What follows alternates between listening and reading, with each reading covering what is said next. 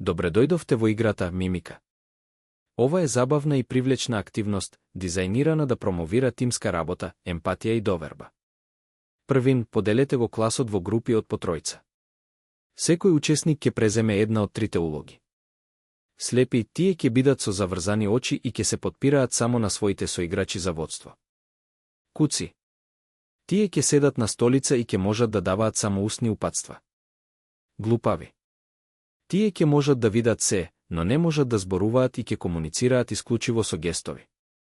Пред да започнете, поставете предмети на подот, како конуси, тениски топчиња или мали играчки, осигурувајќи се дека сите тимови имаат ист број предмети и растојанија. Целта е слепиот член на тимот да ги собере сите предмети поставени во нивната област. Еве како функционира тимската работа. Глупавиот користи гестови за да му покаже на куциот каде се наоѓаат предметите. Куциот дава вербални насоки за да го води слепиот.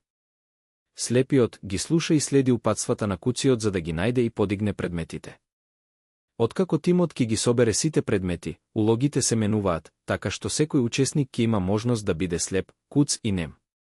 По завршувањето на активноста, заеднички размислете за искуството со помош на следниве прашања. Во која улога се чувствувавте најудобно?